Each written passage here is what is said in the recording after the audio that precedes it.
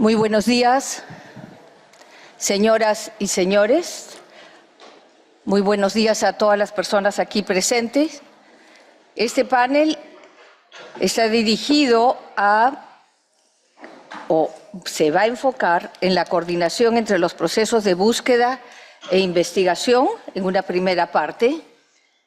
Y vamos a contar para ello con la presencia de 4 panelistas, 3 en persona y una persona en línea.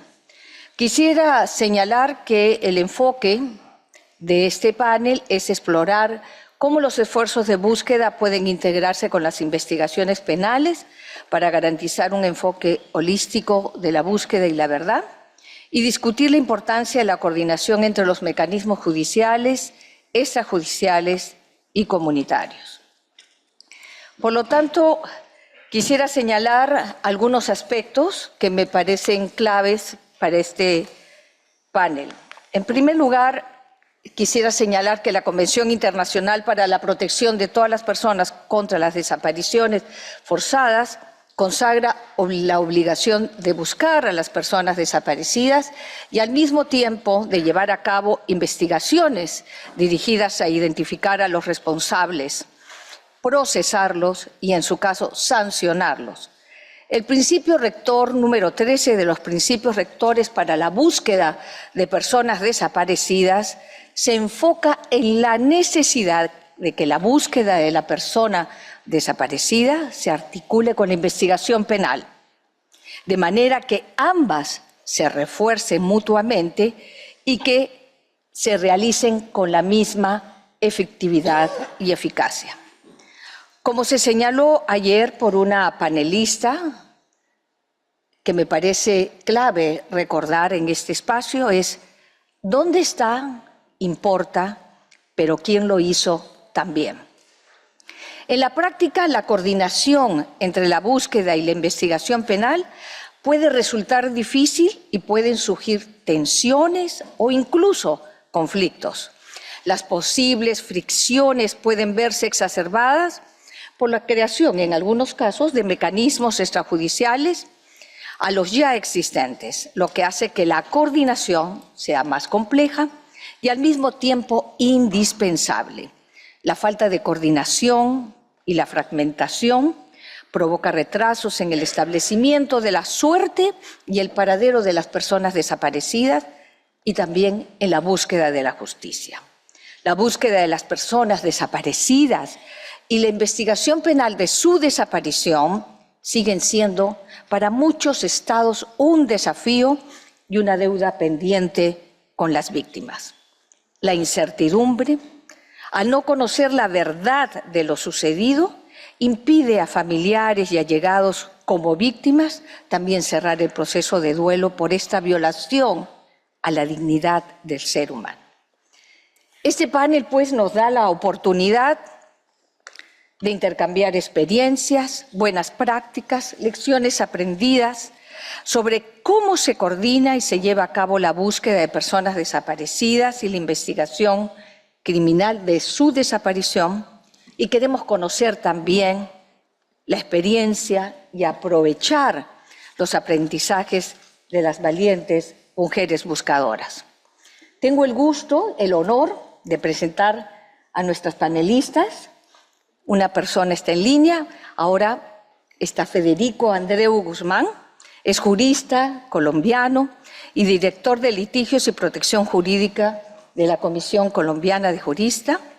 Ha trabajado como asesor general de la Comisión Internacional de Juristas y como asesor jurídico para las regiones de América y Asia en Amnistía Internacional. También ha participado en la misión civil de la ONU-OEA en Haití, en la misión de derechos humanos de la ONU en Ruanda, y fue asesor fue asesor en varios casos de impunidad, tribunales militares, derecho de las víctimas y terrorismo y derecho internacional. Tuvo un papel crucial en la discusión y elaboración de la Convención Internacional para la Protección de todas las personas contra las desapariciones forzadas. Nos acompaña también doña Yolanda Morán Isais, mexicana, madre de Dan Fernández, desaparecido hace años. Es directora del colectivo Búscame, que asesora y ayuda a las familias de las personas desaparecidas en México, en la zona centro del país. El colectivo es parte del movimiento por nuestros desaparecidos en México y que hacen un trabajo de incidencia en materia de desaparición de personas, una mujer, madre, luchadora, incansable.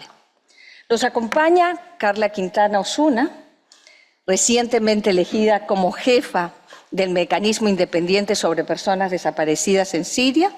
Carla es mexicana, abogada, fue comisionada de la Comisión Nacional de Búsqueda en México, experta de la Jurisdicción Especial para la Paz, y también ha trabajado en Colombia.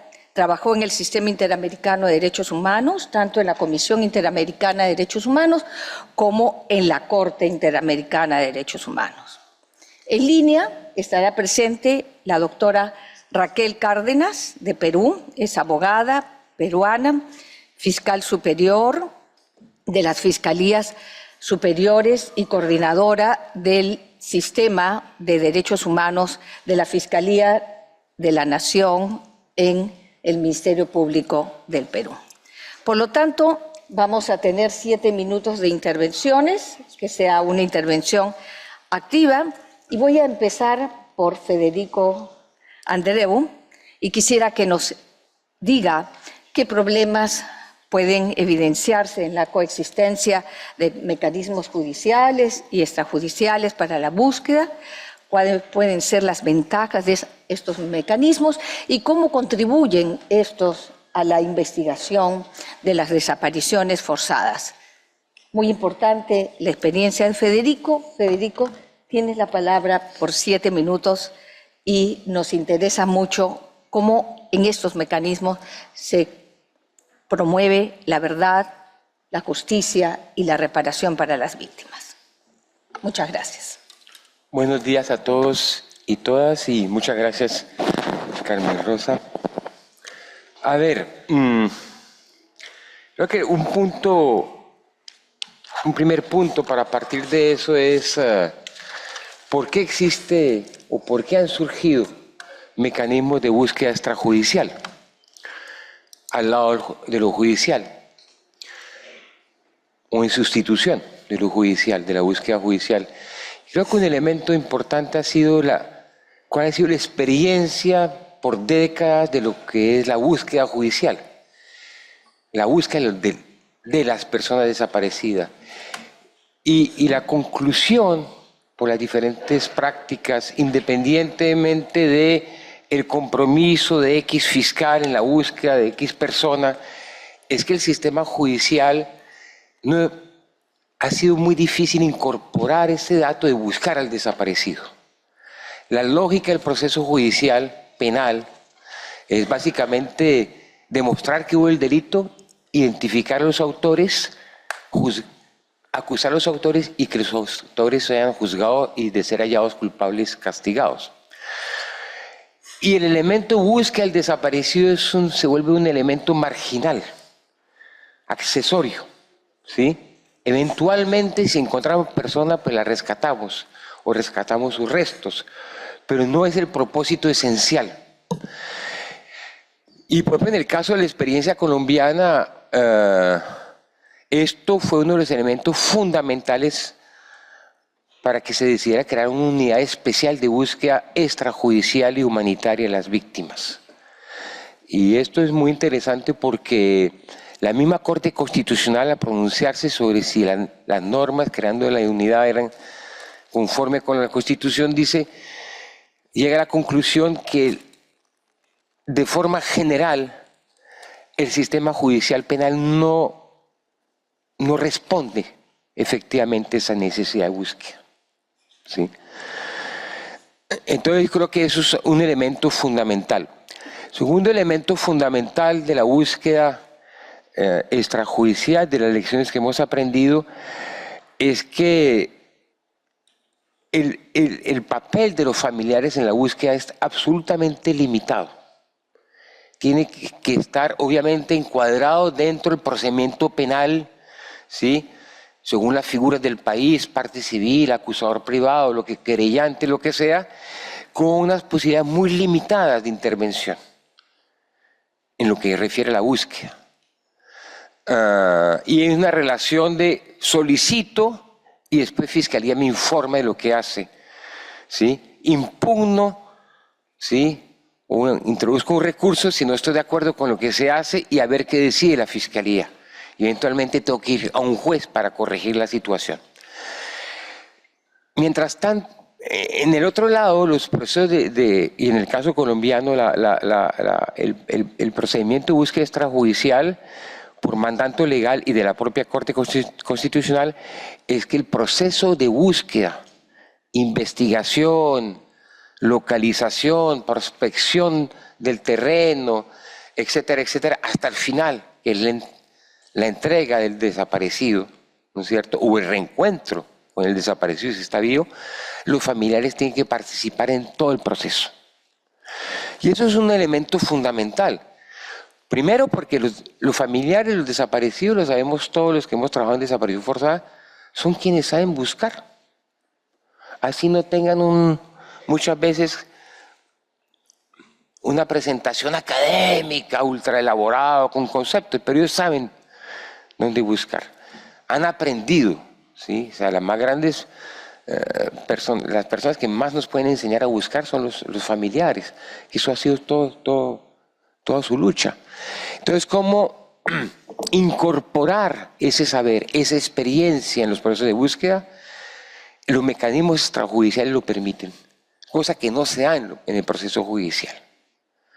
Pero además eso tiene otra dimensión.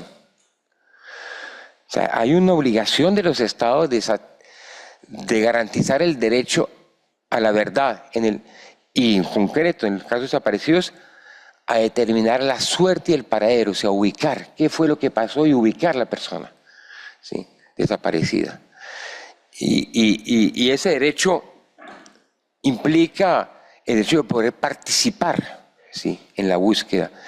Y creo que el mecanismo extrajudicial, en principio, puede garantizar y garantiza en muchas partes.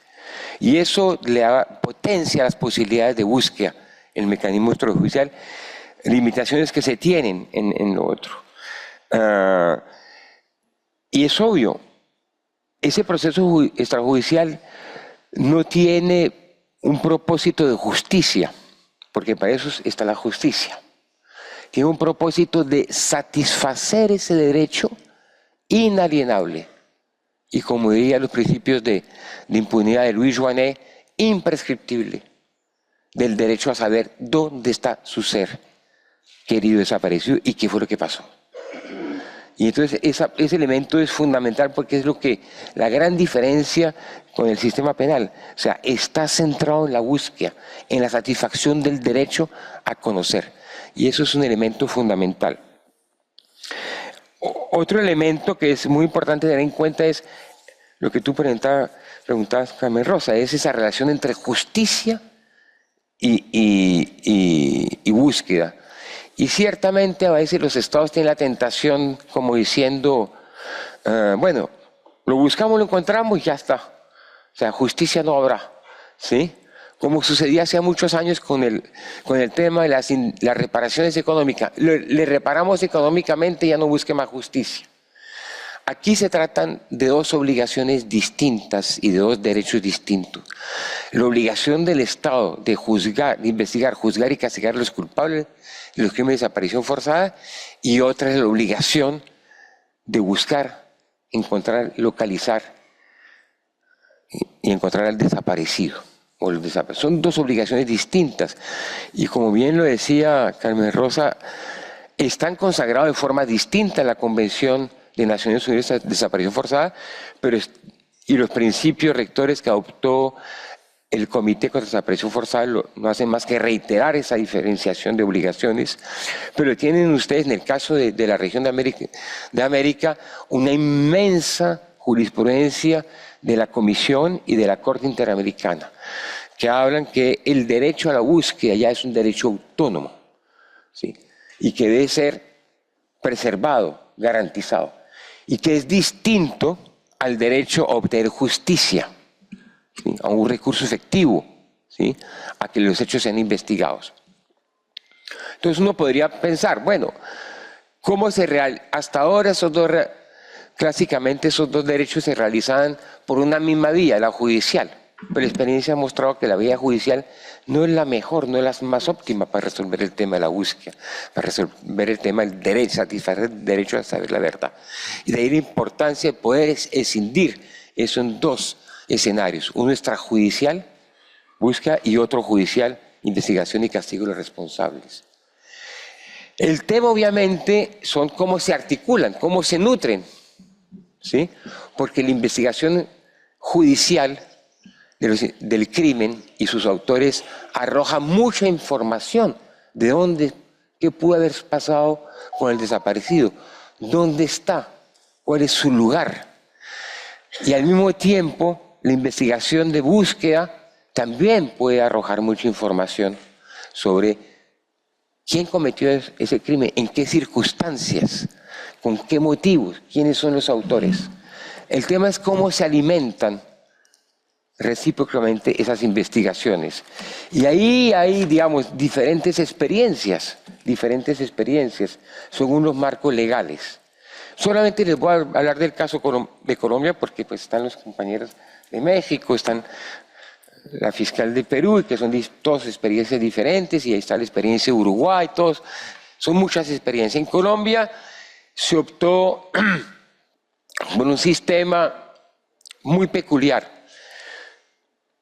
Las investigaciones penales se llevan a cabo por dos jurisdicciones, ya sea una jurisdicción especial para la paz, que es un sistema de justicia transicional, o sea, de transición, no transaccional, y la justicia ordinaria. Y la unidad, por su lado, y la fiscalía sigue también investigando cuando no sean casos del conflicto armado. Entonces, las informaciones se retroalimentan, salvo un límite, pero es un tema de justicia premial. Quienes se someten a esta justicia especial, que se llama Justicia para la Paz, pueden ser obligados a ir a declarar ante la unidad de búsqueda. Pero la información que dan a la unidad de búsqueda, la unidad de búsqueda no puede transmitirle a la justicia penal. Eso no quiere decir que la justicia penal no puede investigar, pero tiene una limitación.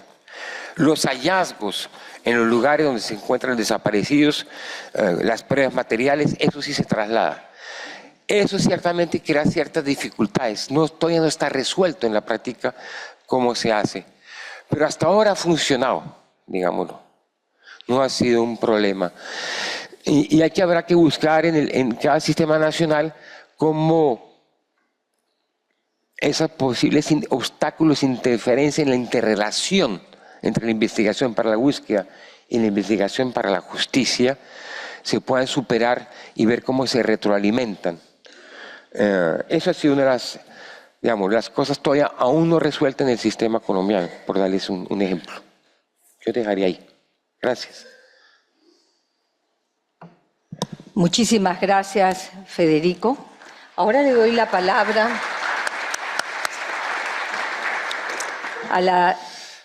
a doña Yolanda Morán, y quisiera que por favor nos comparta desde su experiencia qué metodologías han desarrollado los familiares de las personas desaparecidas en la búsqueda de sus seres queridos en su país y cómo se relaciona con la investigación, los obstáculos encontrados y las recomendaciones que haría a los estados para responder de manera efectiva a las familias y a las organizaciones de la sociedad civil que demandan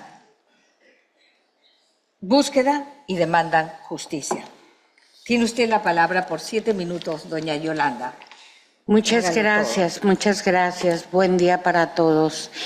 Bueno, por respeto al tiempo que tenemos, traigo aquí por escrito para compartir si acaso alguien quiere la ponencia. Bueno, aquí la unión de las familias es y sigue siendo la más fuerte y eficiente herramienta para la exigencia a las autoridades, pero esta debe estar acompañada de otras estrategias y acciones. Les voy a compartir nada más 5, las principales. La primera es visibilización. Son las acciones colectivas que nos sirven para mostrar a la sociedad civil la gravedad de las desapariciones, pero también para hacer presión política a las autoridades para una mejor atención.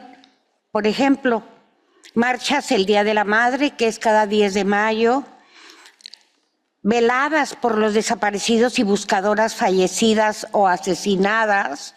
Y otra es actividades el 30 de agosto, Día Internacional de los Desaparecidos, que se hacen marchas espejo en todo el país.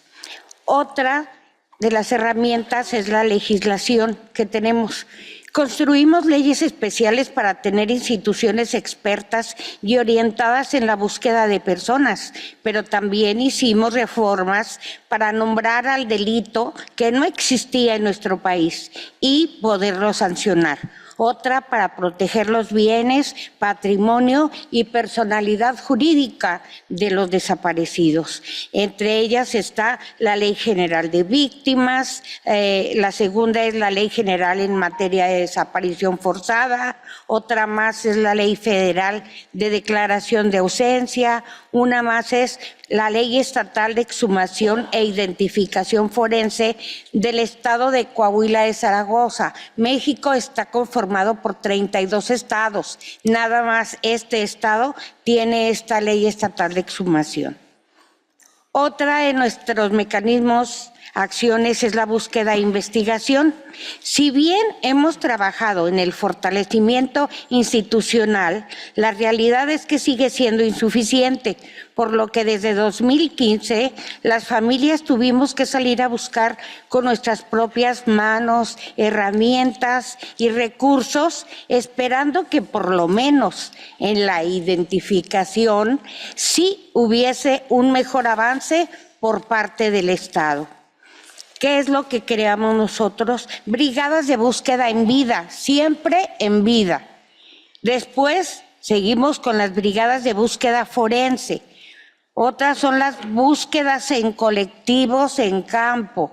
Otra más es pega de fichas en nuestra búsqueda. El acompañamiento en la gestión de búsqueda e investigación con las autoridades, entre otras acciones. Identificación es muy importante.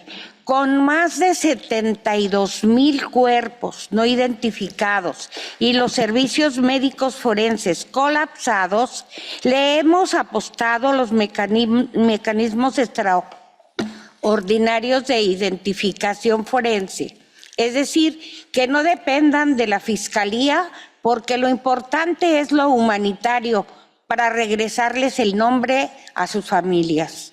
Uno de ellos fue el mecanismo extraordinario de identificación forense que nosotros promovimos, la reforma a la Ley General para Equipo Forense en las comisiones de búsqueda. Otro más es el Centro de Identificación Humana.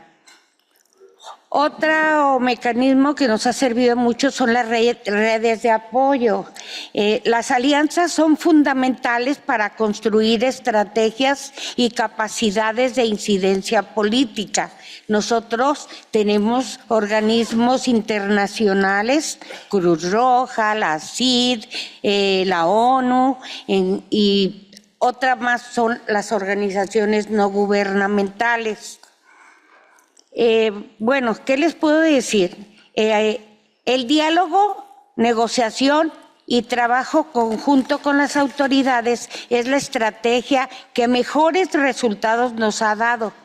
No es fácil, pero con respeto y sobre todo con amor a nuestros desaparecidos, hemos logrado hablar sin pelearnos, porque en un inicio, hace 16 años, era una discusión con las autoridades.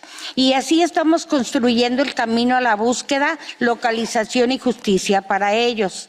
Pero el obstáculo más grande que hemos tenido y que aún persiste se llama impunidad y corrupción. Esta se ha visto reflejada en la falta de voluntad política para que todas las instituciones responsables de buscar e investigar se coordinen y trabajen para traer a los desaparecidos de regreso, castigar a los culpables y evitar que sigan desapareciendo más personas cada día, porque al día de hoy nos han llegado fotografías que siguen las desapariciones constantes. Es una pena lo que les voy a decir, pero no hay más que 46 sentencias por desaparición contra casi 120,000 desaparecidos. Y eso es impunidad absoluta. Un ejemplo de diálogo y de avances es el estado de Coahuila, quien ha seguido avanzando en la identificación forense masiva, con la construcción del Centro Regional de Identificación Humana, que recuperó más de 1,500 cuerpos solo en fosas comunes, y ha realizado miles de tomas de muestras referenciales a las familias, en espera de poder identificar cuerpos y regresarlos a casa.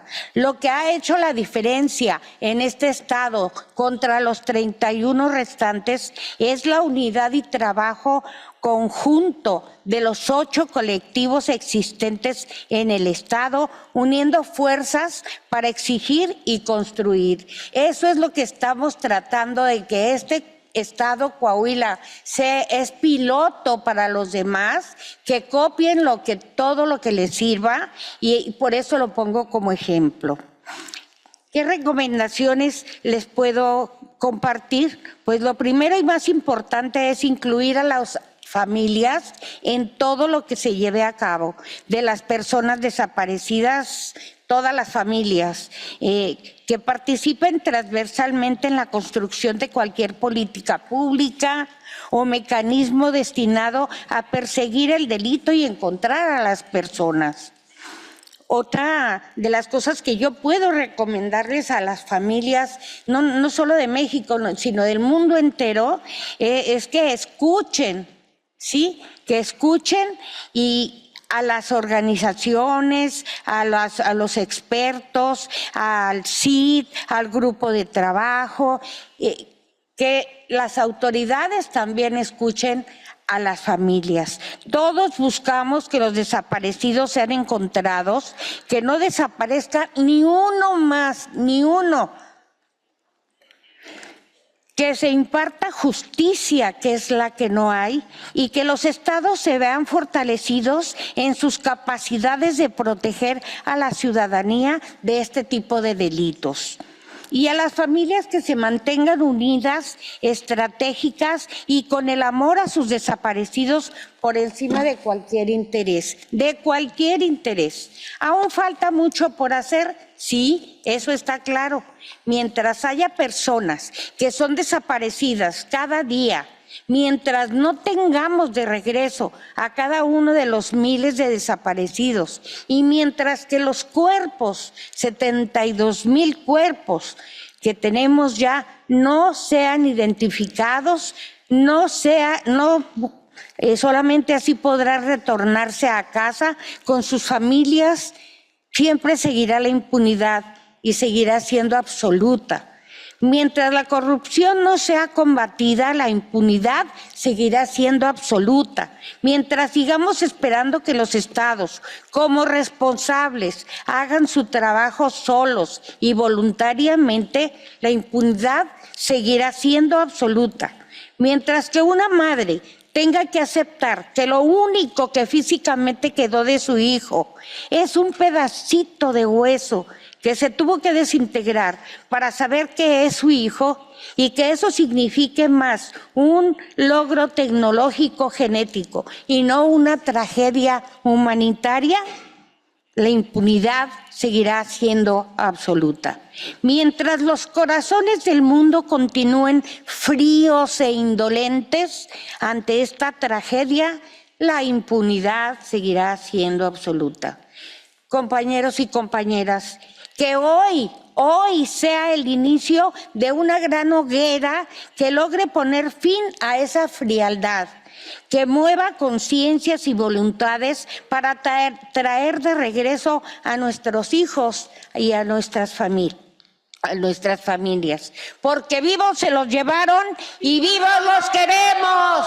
Porque vivos se los llevaron. ¡Vivos los queremos! Muchas gracias, doña Yolanda.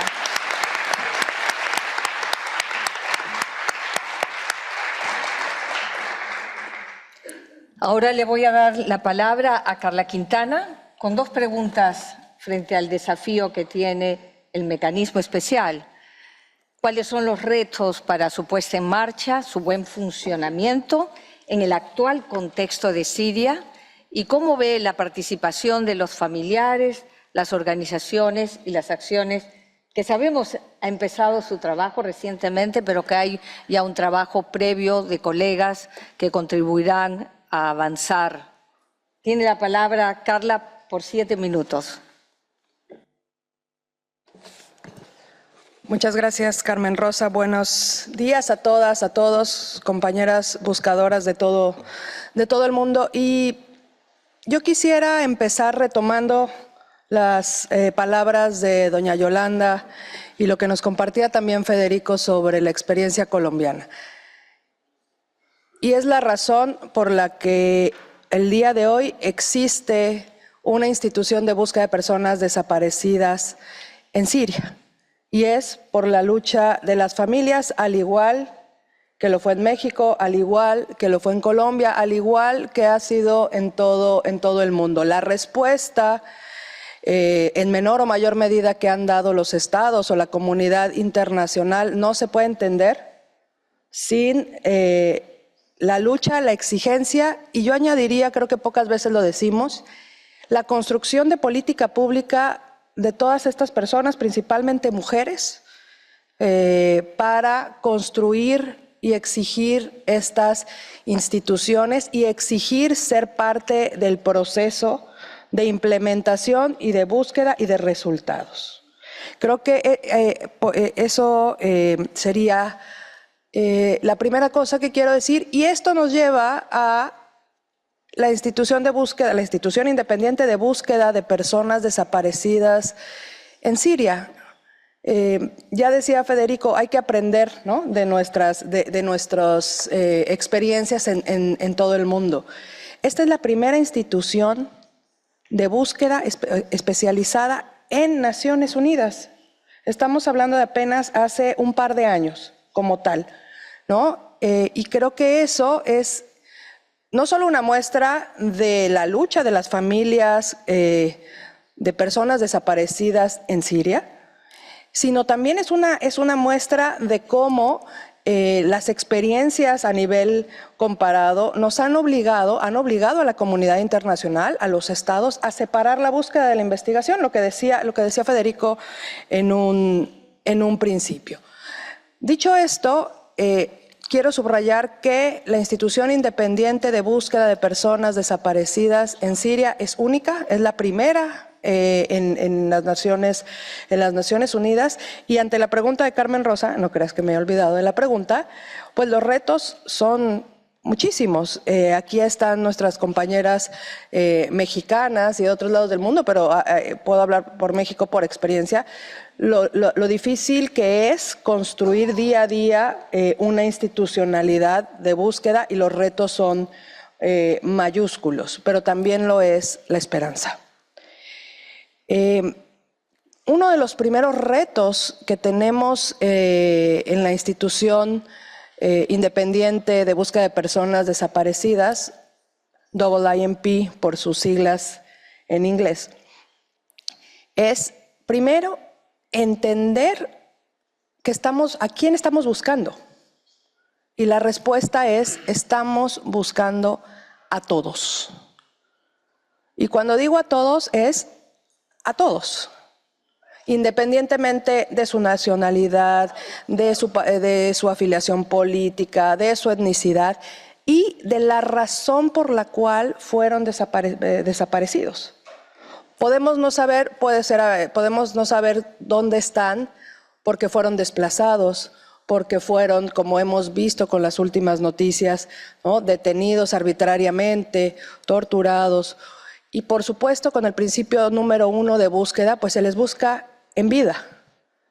Pero también por el contexto que hemos observado, sabemos que existe una posibilidad de que también podamos encontrarlos sin vida.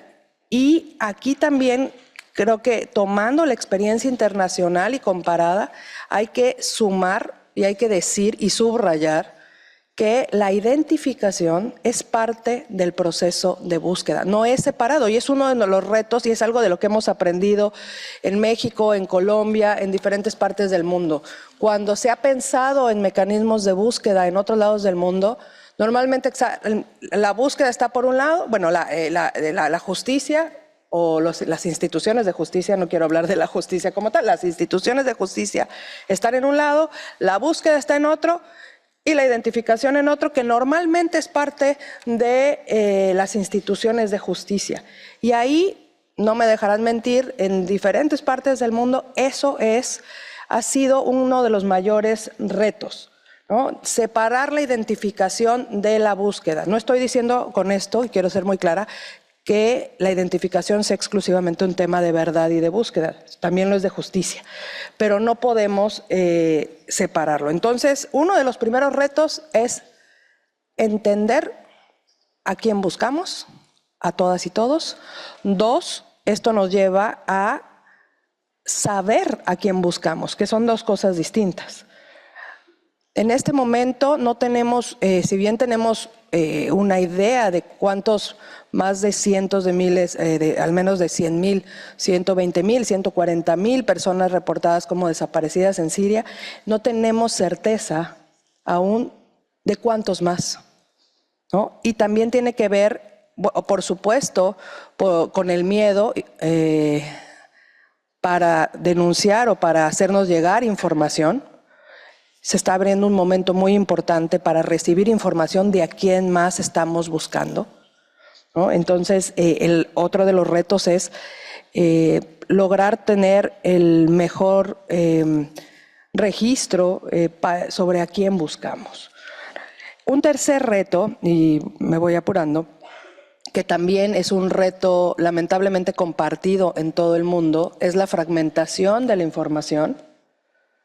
La falta de compartir la información, falta de protocolos para proteger la información y cuando hablo y la gestión de la información, ¿no? Estamos en el siglo XXI, tenemos toda la tecnología a nuestra disposición y sin embargo esto sigue siendo un reto no solo tecnológico, legal, sino también de voluntad política. Por supuesto que en este momento hacemos un llamado, y así lo hemos hecho ya previamente, de pedirle a todas las instituciones, a todas las personas, a todas las organizaciones de sociedad civil que tengan información internacionales, pues que se comparta todo tipo de información que se tenga, que nos pueda ayudar a buscar y encontrar a las personas desaparecidas en Siria. 4, un reto mayúsculo, y también ya lo comentaba doña Yolanda de alguna manera en México, y no será distinto en Siria, y tal vez posiblemente aún mayor, es el reto forense, ¿no? Hemos visto por las noticias la necesidad, o más bien el horror de saber que existen fosas comunes, fosas clandestinas en Siria, y la experiencia internacional, aquí quiero ser muy clara, nos ha demostrado que nadie puede solo y que tenemos que coordinarnos entre todas y todos, y el mandato de la institución independiente es muy claro en la coordinación. Voy cerrando.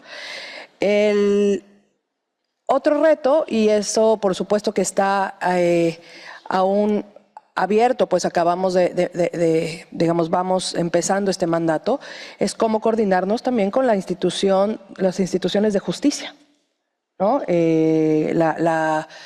lo que en inglés hablamos como IIIM, que también es una institución de Siria sobre justicia, y nosotros como búsqueda, ese por supuesto también será un camino que vamos a recorrer y esperamos de manera muy coordinada con todas las instituciones. Finalmente, la participación, y con esto quiero referirme al otro mandato de la Institución Independiente de Siria. Nosotros tenemos dos mandatos. Uno es buscar a las personas desaparecidas, y el otro es brindar atención y trabajar de manera participativa con los familiares de las personas desaparecidas en Siria. Esto es muy importante, el mandato es muy amplio y por supuesto que los principios internacionales son muy claros.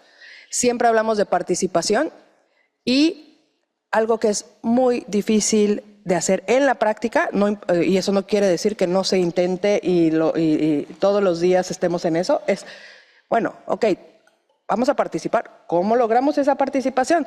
¿Cómo logramos que todas las personas posibles participen? Y no solo unos, ¿no? Entonces, eso es un gran reto y es una de nuestras obligaciones principales, y por supuesto que estamos comprometidas y comprometidos a que esto se va a lograr. Termino, Carmen Rosa, nada más recordando que nuestro mandato, hay que subrayar, es humanitario, con la obligación de buscarles a todas y a todos. Muchas gracias.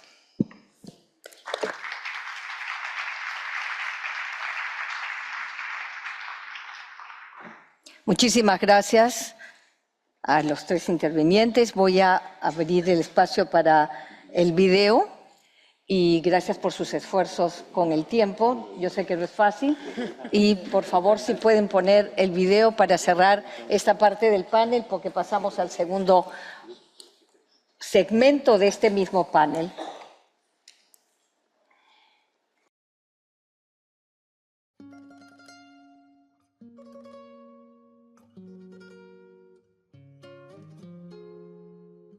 El Perú padeció por más de 2 décadas un periodo de violencia iniciado por Sendero Luminoso en mayo de 1980 y que continuó hasta noviembre del 2000, tiempo en el que se perpetraron diversas violaciones a los derechos humanos de miles de peruanos y peruanas, tanto por personas vinculadas a grupos terroristas como a las acciones de diversos agentes estatales, como parte de una política instaurada de lucha contrasubversiva, y que nos dejó, conforme concluyó la Comisión de la Verdad y Reconciliación, la lamentable cifra de casi 70.000 afectados. Si bien fue la CBR quien recomendó, entre otras cosas, la creación de un subsistema especializado que pudiera investigar, procesar y sancionar las graves violaciones a los derechos humanos acaecidos durante el periodo de violencia, fueron primordialmente las incontables solicitudes de las organizaciones de víctimas, especialmente de ANFACEP, fundada por la señora Angélica Mendoza y otras mujeres quechuahablantes de Ayacucho en 1983. Pido a la Comisión de la Verdad que logremos la justicia. Queremos buscar la verdad definitiva. No podríamos entrar a una reconciliación si no encontramos la justicia y la paz.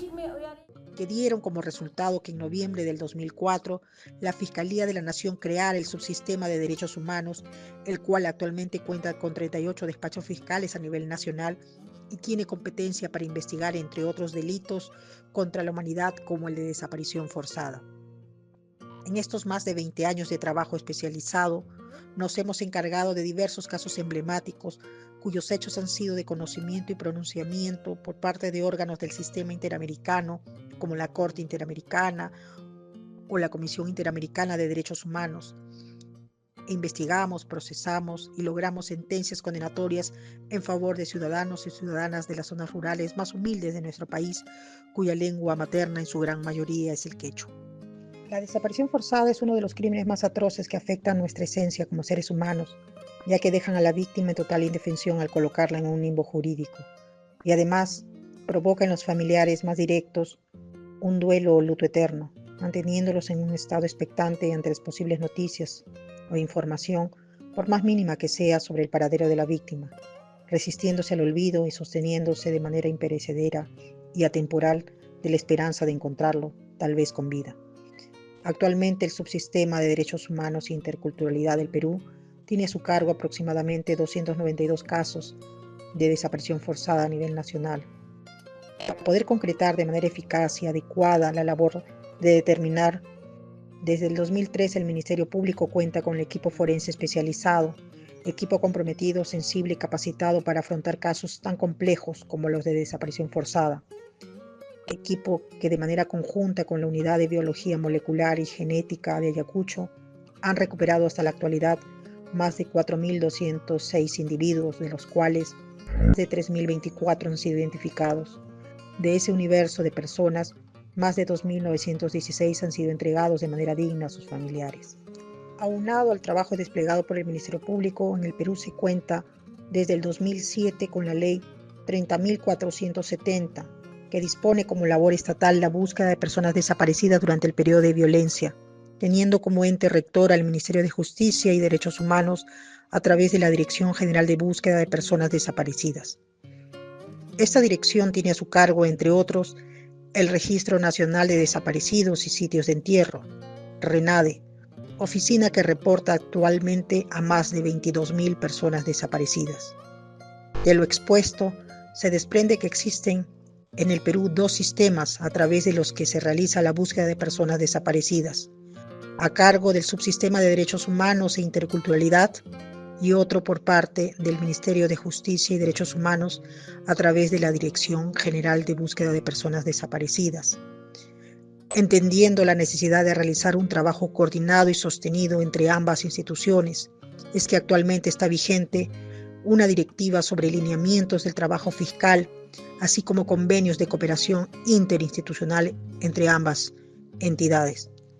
Como muestra tangible del compromiso estatal e institucional de saldar la deuda pendiente que tenemos como sociedad con las personas desaparecidas, el Ministerio Público inicialmente en el 2018, a través de la resolución de la Fiscalía de la Nación 49-2018 MPFN, aprobó la Directiva General 01-2018, ejercicio de la función fiscal en la búsqueda de personas desaparecidas 1980 al 2000, en el marco de la Ley 30.470. Ante la necesidad de mejorar el trabajo encomendado, se dejó sin efecto las normas antes citadas y se aprobó la directiva denominada Lineamientos para el ejercicio de la función fiscal en la búsqueda de personas desaparecidas mediante resolución de la Fiscalía de la Nación número 2989-2019, MPFN de fecha 30 de octubre del 2019. Sin embargo, estos lineamientos requerían ser actualizados, dado los cambios en la competencia material del Subsistema Especializado de Derechos Humanos e Interculturalidad dispuestos en el año 2023. Por ello, desde la Coordinación Nacional de la Fiscalía Superior Penal Nacional y Fiscalías Penales Supraprovinciales especializadas en Derechos Humanos e Interculturalidad en mi cargo, se dispuso la conformación del grupo de trabajo para la actualización de esta directiva, el cual tenía entre sus miembros a fiscales de diversas regiones del país, además de los representantes del equipo forense especializado, de la Unidad de Biología Molecular y la Dirección General de Búsqueda de Personas Desaparecidas, contando con el invaluable apoyo técnico y logístico del Comité Internacional de la Cruz Roja. El conjunto de conocimientos, experiencias, compromiso y especialización de los profesionales que conformaron este mencionado grupo hizo posible la aprobación de la directiva para el ejercicio de la función fiscal en la búsqueda de personas desaparecidas en su versión 1, aprobada mediante resolución de la Fiscalía de la Nación 2042-2024 de fecha 20 de septiembre del año 2024. La actual directiva está centrada en las víctimas de graves violaciones a los derechos humanos, entre ellos las víctimas de desaparición forzada, contribuyendo a la reivindicación de los derechos conculcados.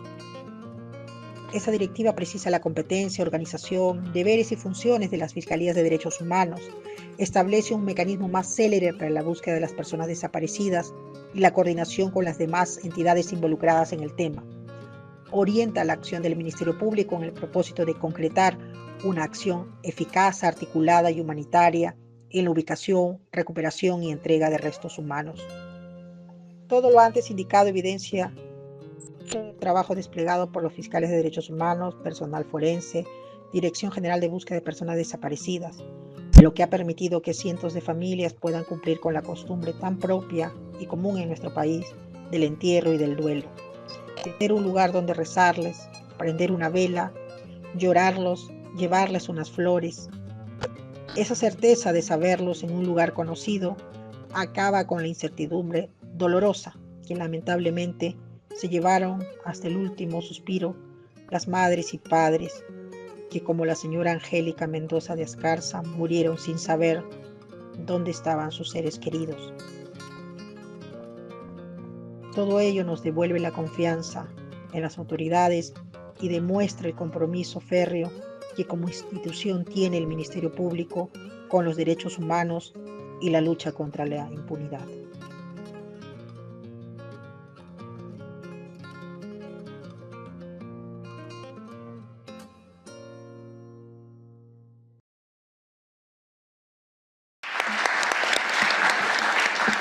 Muchas gracias.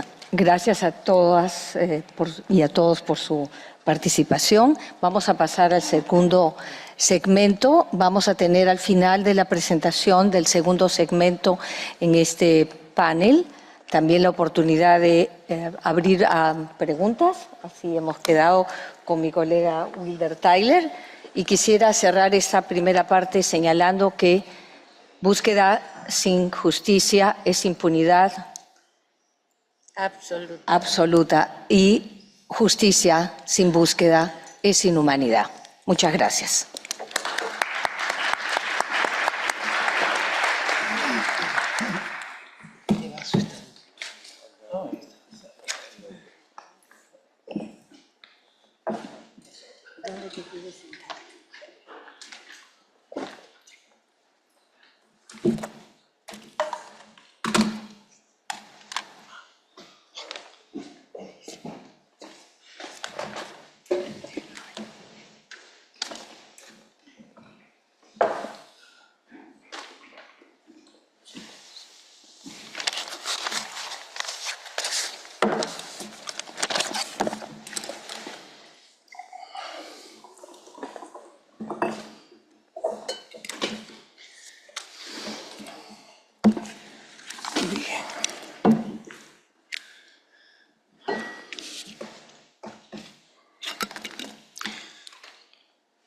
Bueno, buenos días. ¿Se oye? Sí. Buenos días, mi nombre es Wilder Tyler, soy de Uruguay, de la Institución Nacional de Derechos Humanos y estoy a cargo de la búsqueda de los detenidos desaparecidos en mi país.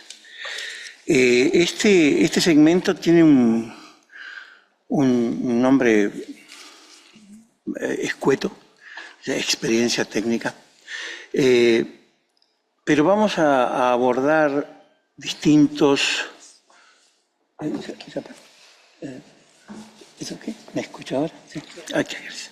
Distintos aspectos de los conocimientos técnicos en los procesos de búsqueda, incluidos los métodos forenses, la recopilación de datos, yo diría también quizá métodos y fórmulas investigativas de conducir las investigaciones y la gestión de bases de datos. Y además también a destacar la importancia de la cooperación y compartir las mejores prácticas que nuestros panelistas puedan contribuir. Tenemos un panel variado y muy rico de colegas. A mi derecha está Luis von der Brieder, de Argentina. Luis es expresidente del equipo argentino de antropología forense y exdirector de la unidad forense del CICR. Tenemos a Madame Fatwa Mahmoud, de Siria, de Familias por la Libertad, sobre el ejemplo del marco que promueve la participación familiar. Fundadora del movimiento Familias por la Libertad, Madame Fatwa es activista, es antigua presa política y espera a su hijo Maher Taha y a su marido Abdulaziz Al-Kahir, detenidos por el régimen sirio en 2012. Y contamos también con la presencia de Emmanuel Diouf, Manuel Diouf, es comisionado de la Comisión Nacional de Derechos Humanos de Gambia, y la Comisión Nacional ha participado también en los esfuerzos para hacer frente a las desapariciones forzadas. Vamos a comenzar entonces con las intervenciones. Le voy a pedir a Luis, que en principio Luis trabaja en una disciplina que, para los que no somos especialistas y apenas la conocemos, mueve a un paso absolutamente vertiginoso que nos deja deslumbrados muchas veces por la cantidad de cambios e incorporaciones que se dan a nivel técnico. Si Luis nos puede hablar sobre la contribución de las ciencias forenses en los procesos de búsqueda de personas desaparecidas y la evolución de técnicas forenses. También sobre cuáles serían los mecanismos más idóneos para desarrollar un proceso de búsqueda y localización, en particular en situaciones de emergencia forense, y algunos elementos claves para la participación de los familiares de las víctimas y las organizaciones que los acompañan en los procesos de búsqueda. Es casi un programa entero, Luis, para el que te ofrecemos 7 minutos para conversar. Muchas gracias. Gracias, buenos días y gracias por la invitación. Voy a tratar de hacer una especie de balance hacia dónde vamos en este mundo forense del que tanto se habla, pero matizándolo con datos de la realidad.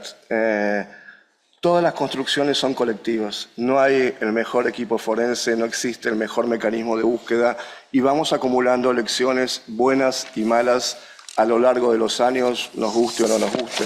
Entonces, tenemos que tener memoria para ver qué se hizo, qué no se hizo y cómo podemos mejorar.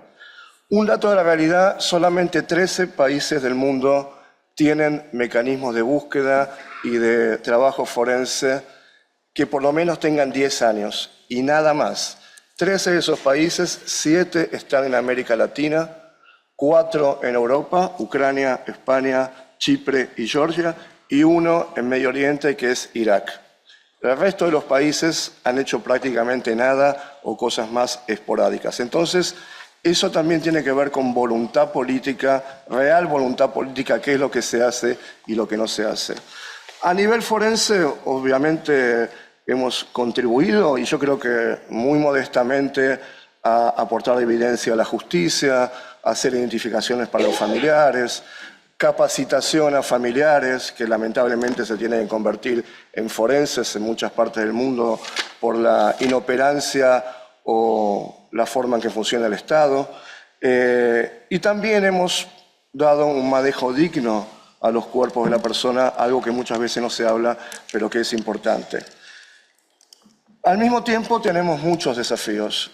Para darles una idea, en América Latina somos aproximadamente 400 antropólogos forenses y solamente Colombia tiene 142, es decir, es ínfimo lo que podemos hacer.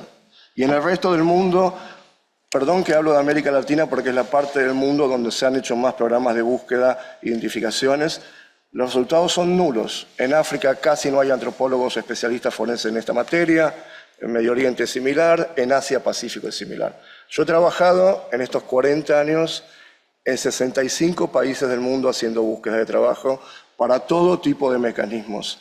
Y las realidades son esas, eso es lo que confrontamos todos los días. También hay desafíos técnicos. La ciencia no es magia. La ciencia tiene limitaciones y hay gente que no la vamos a encontrar nunca y hay cuerpos que no vamos a poder identificar y esto hay que decírselo a los familiares. No hay que tratar a los familiares como niños que no entienden. Son adultos que entienden y esa es la realidad que vemos todos los días. Si vemos las cifras de recuperaciones de cuerpos, son ínfimas. En Guatemala 6.000 cuerpos, en Colombia 10.000, en Irak 12.000, con cifras enormes de desaparecidos y este es un trabajo permanente. No se pueden crear mecanismos con 5 años de mandato o con un mandato anual. Tiene que haber mecanismos que sean permanentes, autónomos y con presupuesto propio. Y ese también es un otro tema. Para darles una idea de dato concreto, un helicóptero militar, el Black Hawk, que muchos países tienen, cuesta entre 25 y 45 millones de dólares.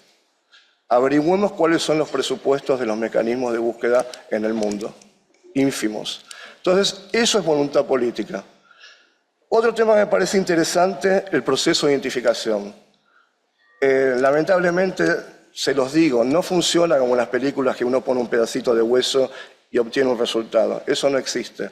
La identificación es un proceso donde toda la información que recuperamos y que nos dan los familiares tiene que ser evaluada y manejada como líneas de evidencia que nos va a dar una conclusión positiva, negativa y a veces de exclusión. Por ejemplo, Colombia tiene cientos de miles de desaparecidos, pero tiene 7 millones de desplazadas, de personas que no viven en sus lugares. ¿A dónde vamos a conseguir esos familiares para pedirle muestras?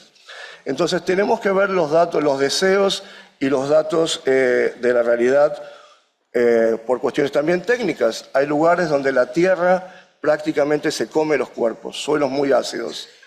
No se puede hacer nada en esos casos.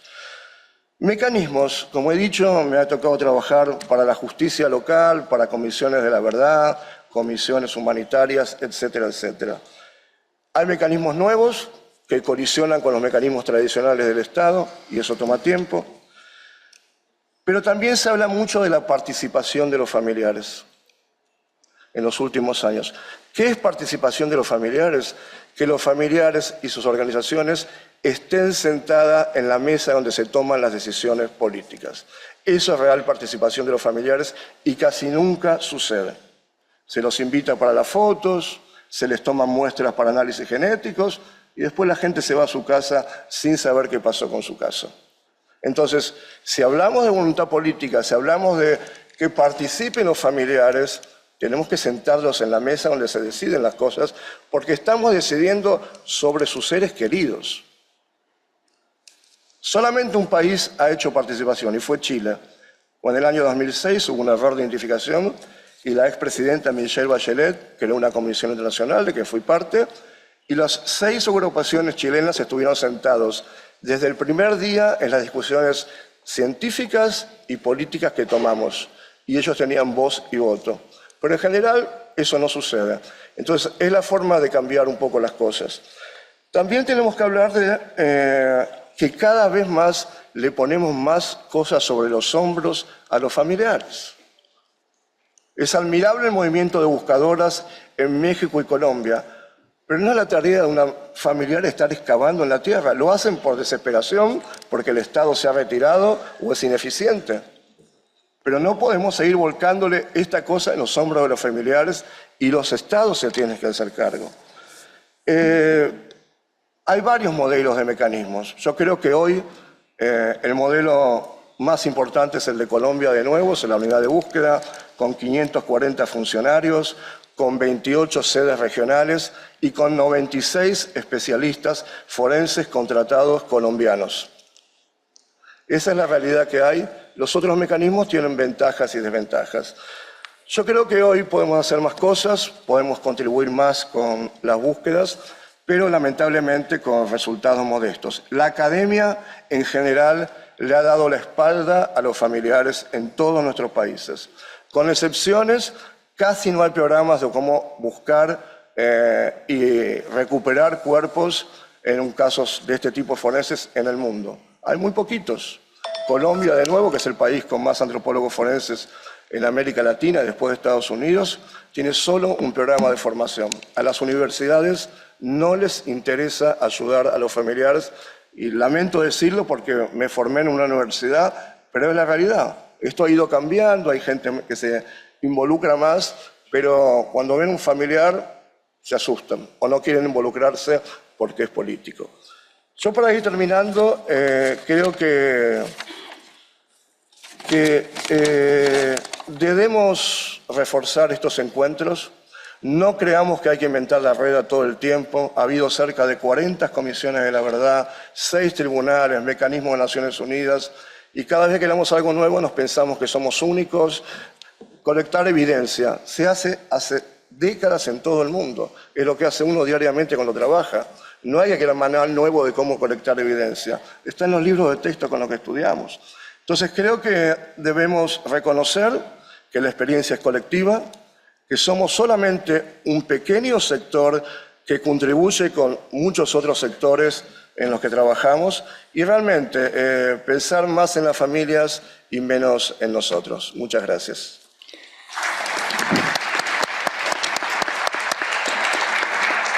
Bueno, muchísimas gracias, Luis, por esta reflexión, por haber abordado algunos de los dilemas más duros que tenemos quienes trabajamos en la búsqueda y por darnos ideas. Yo creo que en la búsqueda de Uruguay vamos a pedir el presupuesto de medio helicóptero, quizá lo que nos alcance para una buena decena de años en nuestro trabajo. Muchas gracias entonces. Yo ahora sí le voy a pedir entonces a la señora Fatwa Mahmoud que tome la palabra. Las preguntas, digamos, que esperamos que sobre lo que nos pueda aclarar, involucran lo siguiente. En primer lugar, bueno, los retos actuales sobre la búsqueda de personas desaparecidas en Siria. Si nos puede comentar sobre el desarrollo de medidas de apoyo mutuo, acciones y estrategias que se estén desarrollando a partir de la caída del régimen de Assad, y también queremos saber si ha recibido su organización apoyo de organizaciones internacionales o nacionales para desarrollar su labor. ¿Cuál sería la experiencia que nos puede compartir en esta materia?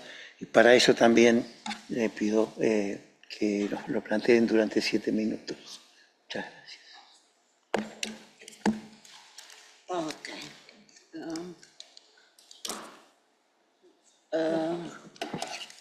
أول شيء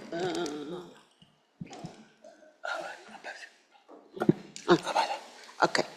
أول شيء شكرا للدعوة وشكرا لوجودي معكم.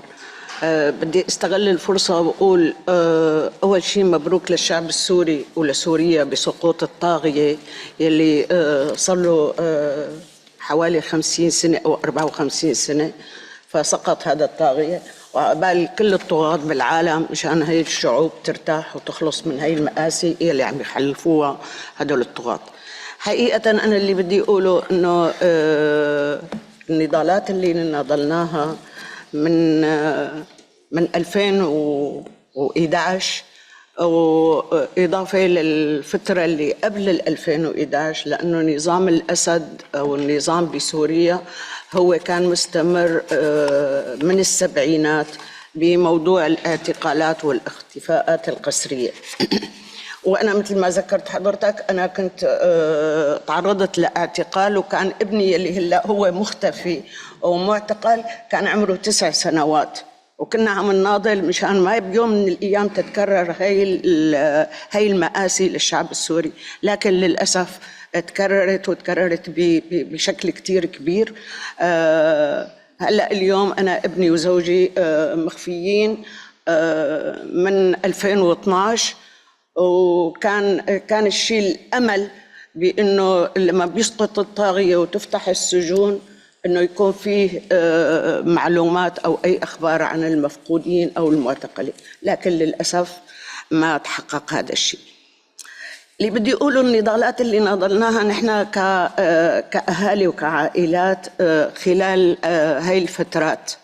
حقيقة أنا بدي أحكي عن تجربة من تجاربنا اللي صارت بسوريا.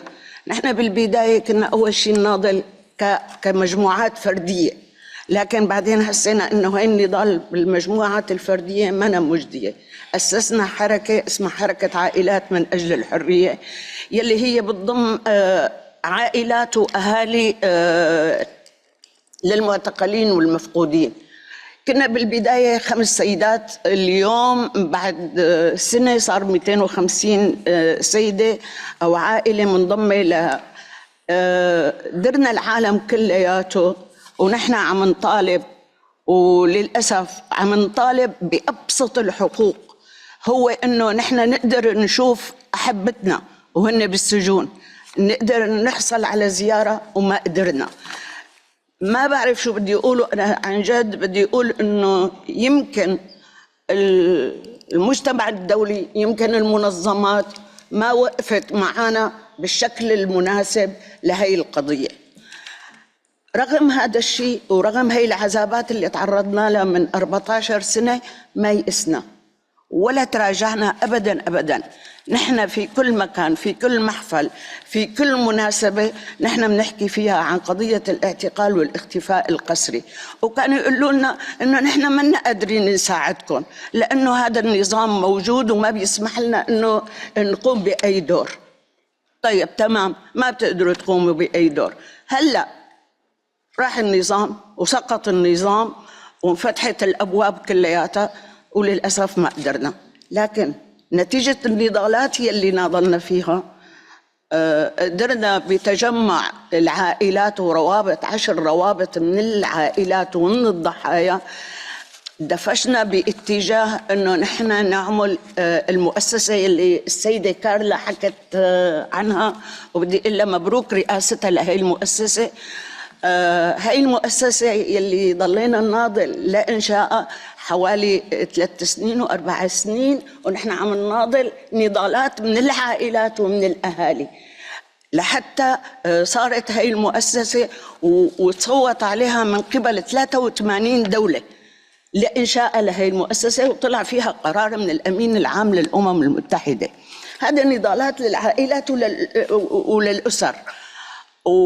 وهي المؤسسة هي نحن بدنا نكون شركاء بهي المؤسسة بكل خطوة من الخطوات اللي بدها تقوم فيها، لأنه العائلات هي المصدر الأساس لأي معلومة ولأي شيء بده ينشغل على موضوع كشف المصير. هذا الشيء اللي كان سابقا نحن ما بقى نقبل فيه، كانوا يجيبونا ويقولوا لنا نحن ما بنقدر نعمل معكم شيء. اليوم لا، فينا نعمل شيء وإلنا الدور الأساس بأي عملية. ما حدا بيقدر يقول يتجاهل دور أم هي بتعرف أشياء عن ابنها. المؤسسات والمنظمات وأي حدا ما بيعرف المعلومات اللي الأم بتعطيها أو الزوجة أو الأخت. فالدور الأساس هو يفترض يتركز على العائلات، على الأهالي، إضافة لدورهم هن كمؤسسات دولية شو اللي بدهم يعملوه وشو اللي بدهم يشتغلوا. ممكن الأشياء الطب الشرعي وهي الأشياء هذا تخصصهم، هذا شغلهم. لكن نحن من اليوم وأنا بعلن من هذا المنبر ما رح نسامح بأي تقصير بيصير بقضية الاعتقالات والإخفاءات القسرية. نحن عم ندور على أبسط حق من حقوقنا، هو نعرف الحقيقة. ومثل ما عم تحكوا ممكن أنا كأم يمكن ابني ما أقدر بقى أشوفه، بس أنا قبلانة، بس بدي أعرف الحقيقة، بدي أقوم بمراسم إنه أنا أعرف ابني. بيوم من الأيام ممكن أنا إذا لقيت رفاته أو لقيت أي شيء قوم بعملية الحداد مشان ما ضل أنا عايشة. وهذا الوضع مو لا فدوى محمود لحالها، عشرات الآلاف من العيال يلي بسوريا هن عم يعانوا نفس المصير. فأنا من هون بقول مسؤولية المجتمع الدولي، مسؤولية المنظمات بكشف الحقيقة، ولن نسامح وما رح نسامح بأي تقصير بده يصير بهذا الموضوع. وأنا لأقول أشياء المؤسسة اللي نحن كتير وأنا حكيت ودائما بحكي، هاي المؤسسة المستقلة يفترض بقى تباشر عملها، يفترض بأسرع الأوقات تباشر عملها. ونحن عم نقول إنه هاي المؤسسة اللي نحن معلقين عليها الآمال، لأنه يمكن أنتم ما بعرف إذا بتتابعوا الإعلام، العيال يلي بسوريا يلي عم تدور بالشوارع حاملة صور أولادها بس بدها تعرف معلومة أو أي خبر عنهم، ما في ولا معلومة ولا خبر. نحن بدنا هاي المؤسسة هي تتوجه للعائلات وتكون النافذة لهم، للعائلات تريحهم، تعطيهم أجوبة. نضالاتنا ما راحت عبثاً، صار لنا 14 سنة ونحن عم نناضل لهذا اليوم ولهي اللحظة. بس خلونا فعلا نعرف الحقيقة. ما عم نطلب المستحيل، يعني عن جد ما عم نطلب المستحيل، عم نطلب الحقيقة، وهذا ما صعب عليكم. صار لكم 14 سنة وانتم بتقولوا نحن جاهزين بس يسقط هذا النظام. وينكم انتم هلا بدنا اياكم، هلا بدكم تكونوا موجودين معنا، هلا بدكم تكونوا موجودين مع الاهالي. هذا الشيء اللي بدي اقوله. وعن جد عن جد يعني رغم الوجع ورغم الالم نحن حنضل متابعين نضالاتنا، ورح نضل نتابع ونراقب أي شيء لقضية المعتقلين والمخفيين قسرا. وشكرا.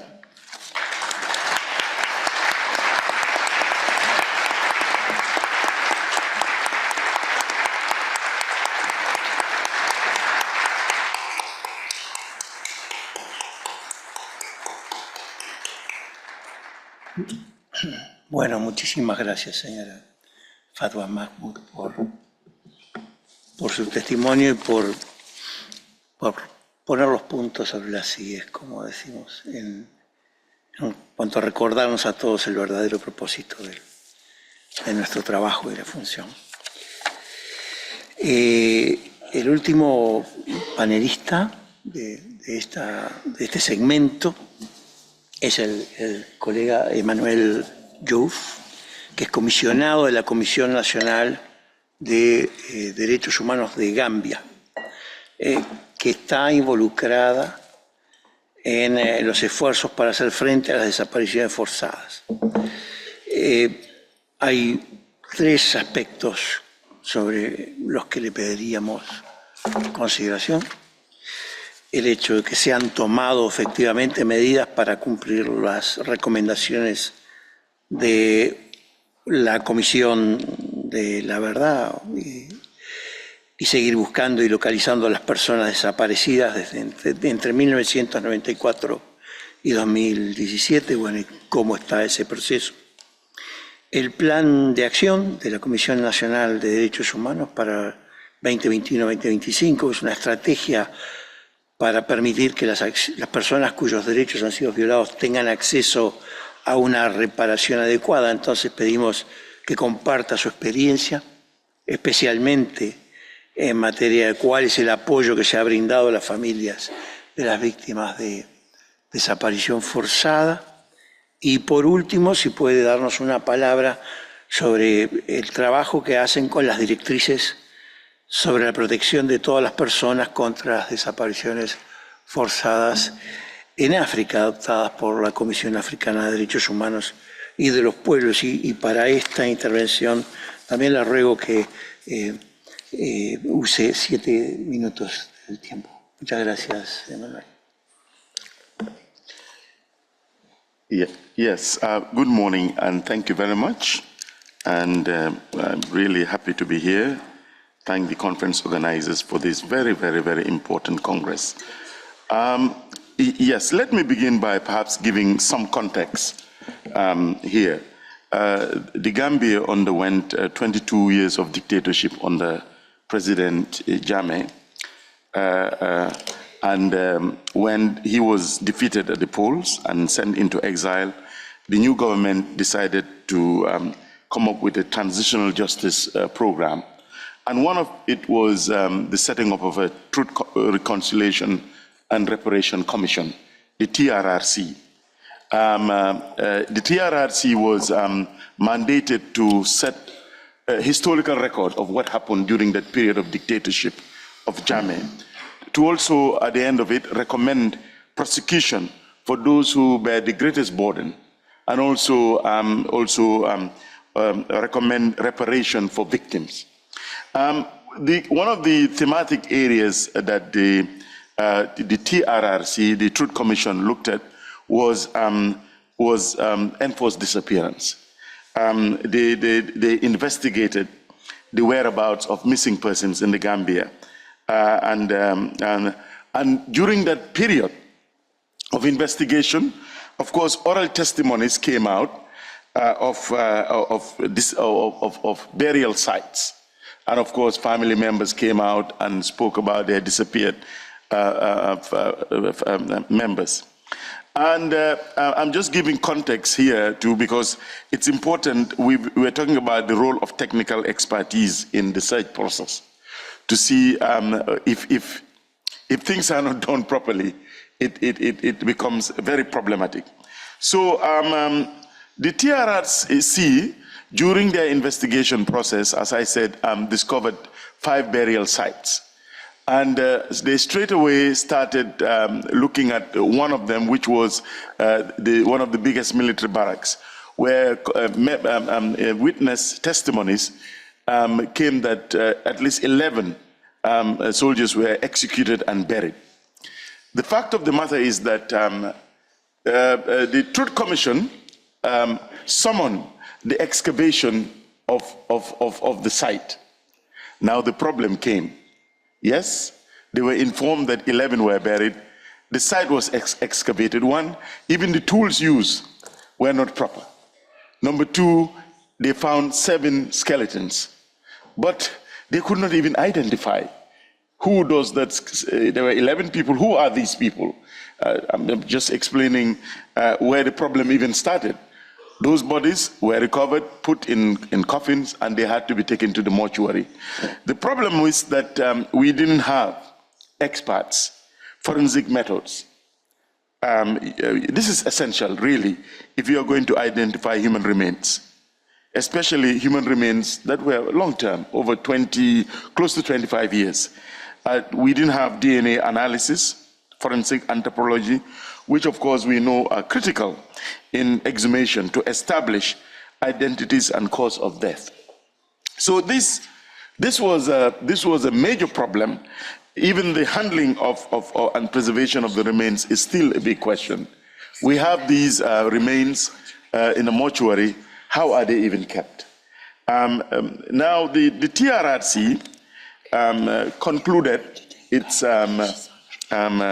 findings. It also therefore made recommendations. And these recommendations, one, they said that the government should prosecute the former president and his hit squad for the unlawful disappearances and killing of victims. That is fine. And that the government should also set up a task force to inquire and investigate the fate of the whereabouts of missing persons. And they should take also immediate steps to identify and preserve the suspected burial sites. They should also collaborate with countries, other countries, ICRC, and other organizations, mainly in Latin America, to help in the process.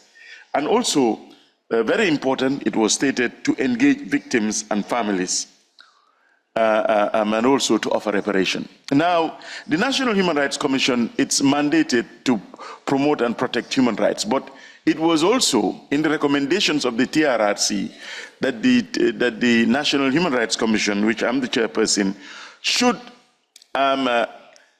monitor the implementation of those recommendations and report to the National Assembly every year on the status of implementation. So here we come in. And one of the things we are looking at, where are we with enforced disappearances? Because this is what we are monitoring. And I think that was what the question that was asked, effective measures to comply with TRRC. So we are holding the government of the Gambia to account. How is the government going to effectively comply with? They have accepted that they will implement the recommendations of the TRRC, set up a task force to identify, investigate the fate of the whereabouts of missing persons, and so here comes the issues. One of the things that, of course, we found out, and we have engaged the government, is capacity gaps. There are big capacity gaps. And I started by explaining to you when actually the TRRC was ongoing, when they got information about the burial sites at the military camp, they jumped in, started the process, and they discovered, yes, it's important we have testimonies, but it's more than that. And an important thing, even during the excavation, it was mentioned here, family members were even shocked because what they saw was on TV, excavation trucks going and excavating, and nobody informed them. So it was so insensitive. You know, we know our loved ones are buried here. Nobody told us. What we saw was, and where are the remains? And they could not even identify who the particular remains belong to. So these are the issues that the National Human Rights Commission of the Gambia is taking up with the government. But just to tell you, not only with the government, but we have even, as an institution, sent 2 of our staff for training organized by the Foundation of Anthropology and Forensic in Guatemala. We have done that in both Guatemala and also in Rwanda. And I believe that Anaket, are they working with Argentina to assist? Because we discovered that there's one thing to talk about investigation, but there are capacity gaps. And this is where the NHRC is coming in.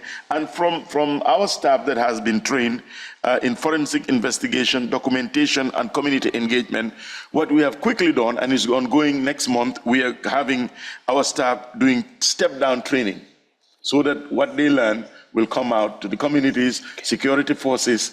The good thing is, of course, during that period, the Gambia has ratified the convention, which is great. And yesterday we had the representative of the state of the Gambia said that they will domesticate because we have a dual list system in our country. You can ratify, but because you cannot use those in the domestic courts if you have not domesticated. We are going to do that. But then we have a problem. The problem is that we have, the TRRC has recommended the prosecution of Yahya Jammeh and 69 people for these crimes. What are we doing? The good thing is that the Gambia has worked very closely with the ECOWAS, and we have developed special mechanisms, yes, yes, special mechanisms which will allow now us to, in the prosecution, to use enforced disappearance and crimes against humanity. Just to say that our action plan, as a National Human Rights Commission that has been mandated to promote, protect, and also monitor the implementation, we are going to work with victims, civil society organizations, victim families, to make sure, just quickly to also say that we have been pressuring the government to an extent that today we have a law, the Reparation Act, and the commission has just been set up. They will start sitting to give reparation to family victims of enforced disappearances and other things. I could 7 minutes is so short, but this is the process that the National Human Rights Commission has been using. But really, collaborative effort, victim-centered, is important. Sharing best practices, working very closely with organizations, especially in Latin America, and so that we can get the expertise needed for this. Thank you very much. Bueno, muchas gracias, Emmanuel Diouf. Tenemos noticias sobre los organizadores del Congreso. Hemos tenido que suprimir el tiempo que es una pena, el tiempo de interacción, que eran unos 10 minutos. Yo creo que hemos hecho todo bien, o sea que hay un problema quizá a la hora en que empezamos, pero va a haber nada más que una muy breve pausa antes de que un nuevo panel se instale. Como iba a haber conclusiones por parte de los moderadores, yo para que terminemos ya, yo cedería a Carmen mi parte de las conclusiones. No, adelante tú, por favor, y con eso. No hay, es lo que nos acaban de plantear.